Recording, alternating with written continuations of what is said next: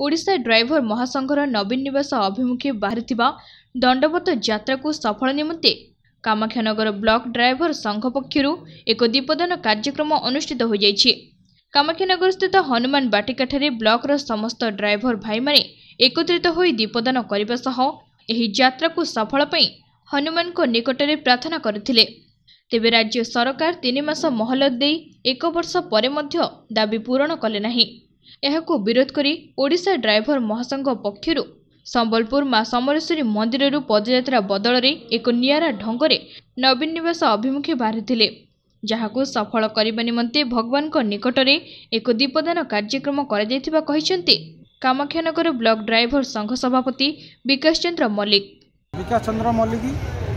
Kamakhyanagar block सभापति दायित्व आज आमर आज्ञा कहबार कथा कि आमर राज्य पंचु पांडव भाई आमर माँ समलेई भुवनेश्वर नवीन निवास आसुंच से आम कामाख्यानगर ब्लॉक तरफ 22 पंचायत प्रत्येक भाई मैंने मिलमिशि आज आम कामाख्यानगर ब्लॉक रे आमर महावीर हनुमान मंदिर रे आज आम किसी दीप अर्पण कर। ढेंकानाल कामाख्यानगर प्रकाश कुमार पात्र रिपोर्ट तीर्थक्षेत्र लाइव। ढेंकानाल जिला कामाख्यानगर कोर्टर आईनजीवी शशधर महांती को आक्रमण घटना 3 अभियुक्त को गिरफ्त कर कोर्ट चालाण करिछि कामाख्यानगर पुलिस। प्रेसमिट माध्यम सूचना देले एसडीपीओ रंजन कुमार दे। सूचना मुताबक गत मास 28 तारिख में बालिकोरोड ठारे एक रेस्टोरेंट रे 2 जन आईनजीवी और 2 जन कोर्ट कर्मचारी खाई बसिथिबा बेले 7 जन दुर्बृत्त बियर बोतल और स्टील मग रे आक्रमण करथिले। फल आईनजीवी शशधर महांती गुरुतर भाव कटक एबे भी चिकित्साधीन अछंती। एने पुलिस 29 तारिख में अनिल कुमार पी नामक युवक को गिरफ्त करथिबा बेले अन्य आसामी मानकु धरिबारे सक्षम होई नथिला। बाकी आसामी मानकु गिरफ्त दाबी रे वकील संघ गत 13 तारिख में कामाख्यानगर 12 घंटिया बंद डाकरा देथिबा बेले 18 तारिख दिन कोर्ट बंद सह कला बैच पिंधि आईनजीवी माने उपजिलापाल कार्यालय सम्मुख धारणा देथिले। तेबे खूब शीघ्र समस्त अभियुक्त को गिरफ्त कराजियो बोली कामाख्यानगर उपजिलापाल और एसडीपीओ वकील संघ को प्रतिश्रुति देबा परे धारणा उठिथिले आईनजीवी। तेबे से अभियुक्त मानक मध्यरु गुजरात जिरडामाली ग्रामर रश्मिदास नामक युवक को अक्टोबर 17 तारिख में पुलिस गिरफ्त करथिबा बेले 19 तारिख दिन रायबोल ग्रामर श्रीकांत साहू नामक जड़े युवक को गिरफ्त कर रंजन कुमार दे प्रेसमिट माध्यम सूचना देछंती। गत 28/9/2022 राति प्राय 10टा 10:30 समय ओम साई ढाबा नुआपाणी से हलधर मान शशधर महांती एवं सहित आउ 3 जन स्टाफ थे से पछरे जन से एडवोकेट बोली जाना पड़ला से ढाबा खाଇବା जाते और सेठारे आकाश नायक एवं अन्य 7 जन मिसी यही महिमानगर एवं यही कामाख्यानगर एरिया से खाऊता समय झगड़ा होती झगड़ा हो सारा मारणात्मक आक्रमण कर शशधर महांती पूरा हेड इंजुरी होती से बहुत माने क्रिटिकल कंडीशन अच्छा एबी भी से क्रिटिकल कंडीशन अच्छा। प्रथम कामाख्यानगर मेडिकल अणाई कामाख्यानगर से ढेंकानाल जाते ढेंकानाल एससीबी मेडिकल होता ड्यू टू क्रिटिकल कंडीशन एवं से शांति हॉस्पिटल कटक अच्छा मरण सह से संग्राम कर से कोमा स्टेज अच्छा। आम तदंतर जहाँ आम स्टेप नहीं पारिनु कहीं से कोमा स्टेज अच्छा।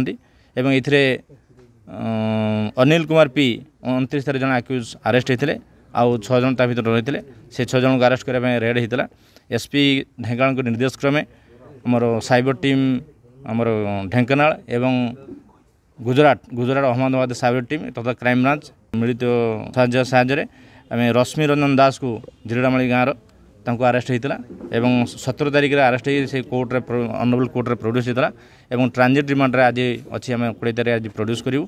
एवं तांकर खबर श्रीकांत साहू बोली आउ जन थे से भी अरेस्ट होती गतकाल अरेस्ट होती माने ढेंकानाल एरिया एवं तांको आज फरवर्ड करा जिवो। ढेंकानाल कामाख्यानगर प्रकाश कुमार पात्र रिपोर्ट तीर्थक्षेत्र लाइव।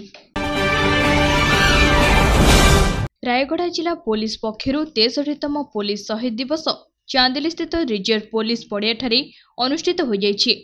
एही अवसर में दिवंगत शहीद पुलिस कर्मचारी स्मृतिचारण करने सह अमर जवान स्मृति स्तंभ में पुष्पमाल्य अर्पण करा जायतिला। जिला आरक्षी अधीक्षक विवेकानंद शर्मा मुख्य अतिथि भाव जोग देथिबा बेले डीएसपी एसएन रायगुरु और पुलिस सर्जेंट निरंजन नायक उपस्थित थिले। पुलिस विभाग पक्षरु शहीद जवान को प्रति सलामी प्रदर्शन करा जायतिला। रायगड़ा जिलार शहीद जवान आनंद मांडी, सुभाष चंद्र बेहरा, संतोष दंडसेना, संजय कुमार माझी और शत्रुघ्न पंडा स्मृतिचारण करने सह मुख्य अतिथि श्री शर्मा सेमानक परिवार को संबर्धित करथिले। पुलिस पक्षरु प्यारेड अनुष्ठित होइतिला। रायगड़ारू नीलांबर मिश्रଙ୍କ रिपोर्ट, तीर्थक्षेत्र लाइव। धामनगर उपनिर्वाचन ने भद्रक विधायक संजीव मल्लिक बासभवन में सांबादिक सम्मेलन सूचना अनुसार कांग्रेस और बीजेपी कर्मी नेता बीजेडी रे मिसिबा परे मिश्रण पर्व अनुष्ठित होइतिला। कोठार बीजेपी एक सरपंच निमेई नायक, बीजेपी युधिष्ठिर जेना, बीजेपी रूपक जेना, प्रदीप साहू, कांग्रेस नेता श्रीकांत पृष्टि, आनंद साहू, पंचानन साहू, सत्यजित नायक और दलांग पंचायतर बीजेपी चित्तरंजन पंडा, रत्नमणि पंडा, विश्वरंजन पंडा, सीमाराणी पंडा, प्रधानी बीजेपी शंभुनाथ जेना, निहारंजन पंडा, कांग्रेस निरुपमा पंडा, निरंजन जेना, मंजुलता जेना और काजल मनोहर मिसिथिले।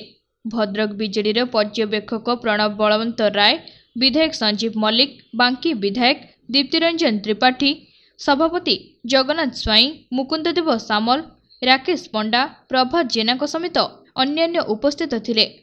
एही परिप्रेक्षी रे विधायक श्री मल्लिक बहु भोट्रे बीजेडी प्रार्थी अवंती मल्लिक विजयी हेबे बोली कहिसेंती।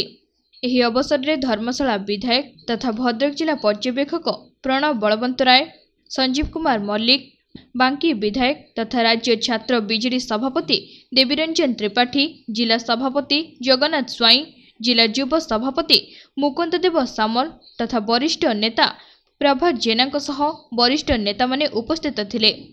भद्रकरू पुनील कुमार सामंत को रिपोर्ट, तीर्थक्षेत्र लाइव। दीपावली उत्सव पालन निमंते गंजाम जिला बुगुड़ा सहर बजार खूब भिड़ होइतिबा देखिबाकू मिलिथिला। दीपावली अमावास्या 25 तारिख मंगलवार होइथिले मध्य सेही दिन रे सूर्य पराग पड़िथिबारु एवं अशुद्ध काल जोगु ज्योतिष शास्त्र अनुसार ताहा पूर्व सोमवार दिन पालन करा जायथिला। एथिपई बुगुड़ा ब्लॉक रे हजार हजार संख्या रे जनसाधारण समागम होइथिला। दीप, आखु, पूजा सामग्री, फल, काउरिया काठी, बालुंगा धान, बोतीनई, मुआ साकर एवं आवश्यक पड़ुवा दोकान गुड़िकरे भिड़ देखिबाकू मिलिथिला। तासह सुप्रीमकोर्ट बाण न किणी मिठा किण बोली कहिथिबा बेले राज्य सरकार रात्रि 10 घंटा पर्यंत बाण फुटाइबा निष्पत्ति ग्रहण करी निर्देश देथिले। से निमंते बाण दोकान और धनतेरस दिवस जोगु सुना दोकान गुड़िकरे मध्य प्रबल भिड़ देखिबाकू मिलिथिला। ट्राफिक समस्या किछि समय होइथिले मध्य पुलिस विभाग पक्षरु नजर रखिथिबा देखिबाकू मिलिथिला। गंजाम जिला बुगुड़ारू त्रिलोचन पंडाଙ୍କ रिपोर्ट, तीर्थक्षेत्र लाइव।